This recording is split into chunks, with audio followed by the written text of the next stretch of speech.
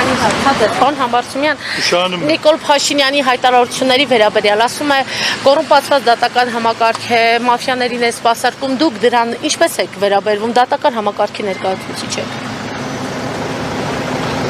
Ինչպես պետք է վերաբերվում։ Դուք ասեք, ես չգիտեմ։ Ստացվում է, որ անարդարության երկրի սովի պատճառը դատավորներն են։ Ինչպես, երբանից պետք է վերանայեք ձեր աշխատանքը։ Մենք մեր աշխատանքը անում ենք։ Մնացածը արդեն գնահատականի հասցեն։ Այս հայտարարությունները չեն հեղինակազրկում դատական համակարգը, դատավորի պատմությունը, կարգավիճակը չգիտեմ։ Դե իդեալական համակարգեր չկան, դատական համակարգներ։ Որ ասենք իդեալական չի, բայց դե տարբեր գնահատականներ կարող են լինել։ Հազարավոր, տասնյակ հազարավոր օրինական հիմնավորված դատական ակտեր են կայացվում տարիների ընթացքում։ Այնպես կարող է լինել նաև դատական ակտեր, որ ասենք օրինական չեն, հիմնավորված չեն, վերադասաճանները բեկան,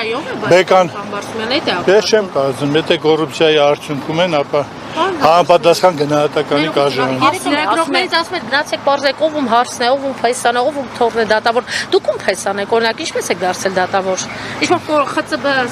մեխանիզմը աշխատել է ձեր դատավոր դառնալու ճանապարհին։ Ոչ մի փեսան չեմ։ 27 տարի է դատավոր եմ աշխատում։ Շատ-շատերը որևէ խնդիր չունեն, այդպիսի խնդիր չունեն։ Կարող են լինել նաև առանձին անձինք, որոնք ինչ-որ մեկի բայց դա չի նշանակում, որ այդ դատավորները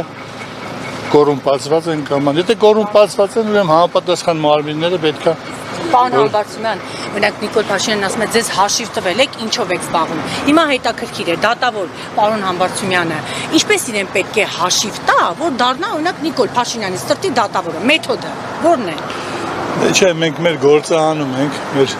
իրավասության սահմաններում աշխատում ենք, մնացածը գնահատականները դժգոհ է, ասում եք գալիս են ինձ ասում են Քոչարյանը ինչի նստած չի, ես ինչի նստած չի, ընդհանուր ասում արդարադատության արդարության մտորոշ չկա։ Ժողովուրդը մեծ հաշվով դժգոհ է, առանձին ինչ-որ անհատներ, առանձին դատական ակտերից հնարավոր է, որ դժգոհ լինեն, բայց ընդհանուր առմամբ իմ կարծիքով արդարադատության որակը բարձրացել է այս տարիների ընթացքում։ Անկախ, անկաշկան գործում է դատական համակարգը։ Այդ թվում նաև այս 8 տարիների ընթացքում, որ վետինգ չէ, որ հեղափոխությունից հետո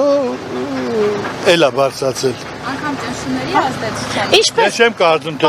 ճնշումներ կան։ Ինչպես, օրինակ Դավիթ Հարությունյանին, չգիտեմ, Աննա Դանիպեկյանին հեռացնելով, Վահե Միսակյանին հեռացնելով, կարծես դատական համակարգին կարկառունային հեռացնելով այդ դատական համակարգի որակը բարձրացել։ Դրանք առանձին դեպքեր են, պետք է առանձին նայել։ Դժվար է ասել, թե պատճառները որոնք են, ես չէ որ պետք է դրա գնահատականը տամ։ Թույլ կտաք։